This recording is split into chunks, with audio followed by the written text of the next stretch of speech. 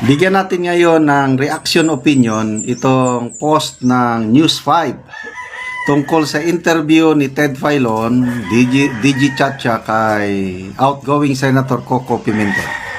Ito, title ng post, "Nagulat ako sa dami nila." Meaning yung botohan ba sa Senado, yung 18-5. Nagulat daw.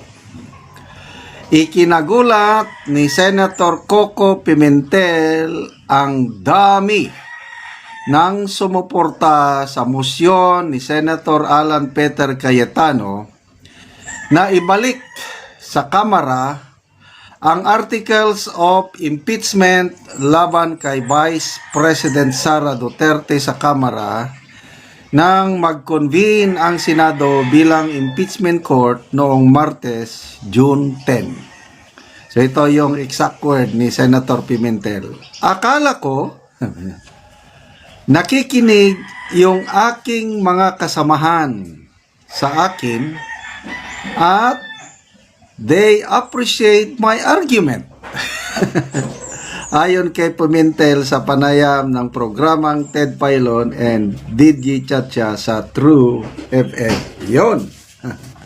Tapos meron pa siyang sinabi dito, ngayon lang. Delikado yung return kasi hindi naman fixed concept yan. At saka pag babasahin mo, para mo na rin ni-remand. Yung remand para mo na rin dinismiss.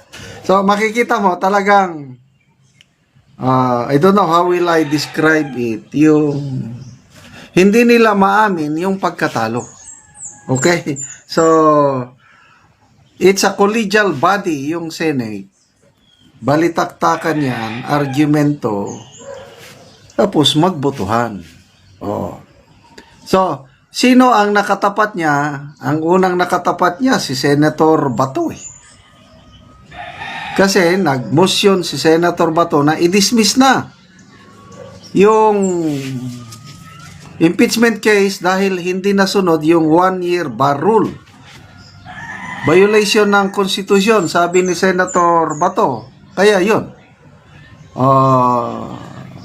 Yun sana ang bubutuhan. Sinigundahan ni Senator Bongo. Kaya lang, ang nag-object naman itong si Senator Coco Pimentel. Sinigundahan din ang objection ni Pimentel si Senator Hontiveros. So makita nyo, no? Talagang ang role nila is sila ang oposisyon pagdating dito sa impeachment case ni VP Sara. So Duterte versus ano. So yan, mainit na balitaktakan hanggang wisdom. Dito ako believe kay Senator Alan Peter Cayetano. Nag-ano siya ng amendment. In-amend niya yung motion ni Senator Bato. Na pwede ba, ibalik lang muna natin yung impeachment complaint o articles of impeachment sa Kamara para sagutin nila, i-clarify nila kung na-violate ba yung 1-year bar rule o hindi. Para kung papayag ba sila nga sa 20th Congress na lang i-trial ang kaso. Ganon. Hanggang nag-anuhan ng botohan. I don't know kung sinong nag-move na ang motion, yung amended motion will be put to a vote. Kasi ganyan ang motion eh. Talagang may botohan. Di nagbotohan. So, ito, sabi ni Senator Pimentel, medyo nakakaawa nga siya eh.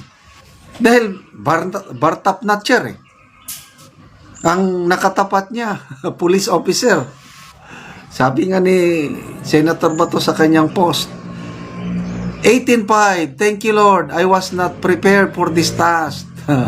But with a clean heart, ano pa yung sabi niya, and a fighting spirit, nanalo tayo, salamat sa guidance ng Holy Spirit. Wow, doon ako believe kay Senator Bato dahil ina-acknowledge niya ang Diyos sa kanyang trabaho sa Senado. Kasi kung walang Holy Spirit, wala tayong magagawa. Without me, you can do nothing, sabi ng Panginoon sa Bible. So yun, police officer versus Bartap na chair. Of course, tinulungan lang siya ni Senator Cayetano. Yun, nagbotohan. May napanood akong Facebook reel. Who are against? Sabi, botohan na eh. Sabi ng presiding officer, Senate President, sinong against sa motion ni Senator Cayetano? Okay, ang unang nai-focus ng camera si Senator Pimentel and Senator Ontiveros, magkatabi sila eh. Taas ang kamay. Tapos mamaya ipinokus na rin sa ibang senador. Kakaunti ang nagtaas. Si Senator Ontiveros, lumingon talaga. Gumanon siya. Oh. Hala, bakit kakaunti? Lumingon. Kawawa silang dalawa. Kaya ito na yung sinasabi ni Senator Pimentel na nagulat siya sa dami ng kamay nga nagtaas na payag sila nga ibabalik ang impeachment complaint sa Kamara. Ako, hindi ko inaasahan na ganyan ang mangyari. Ang inaasahan ko, yun na lang, either yung resolution, di ba? May na-file ng resolution dismissing the complaint. Yun na, o resolution, o motion, yun na. Yun sana ang botohan. So, magkaalaman na kung yung sinasabi ni Senator Bato na I have the numbers.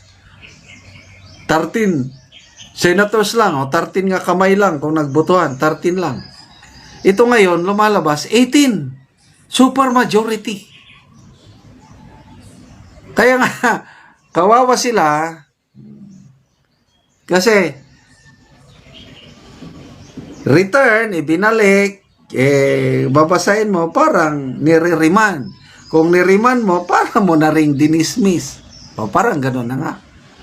Kaya sabi ni Senator Padilla, we have won the battle but not the war. Kaya huwag tayong magkumpiyansa. So, good luck na lang. Senator Pimentel, Senator Risa Hontiveros, at yung tatlo pang member ng Voltes 5.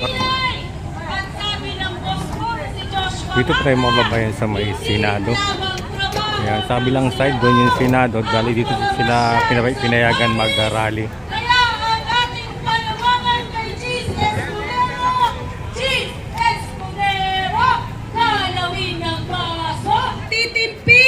Na naniniwalang we are the fourth wing Sara Duterte! Na-live ka? Sara Duterte! Karating ko lang. Sara Duterte! Mag-iikot-ikot muna ako. Katulad ng natin, multitasker ako.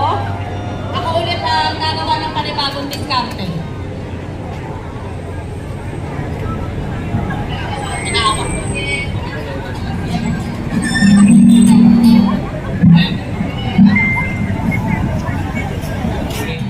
Hindi tayo papalayain ng kung sino man.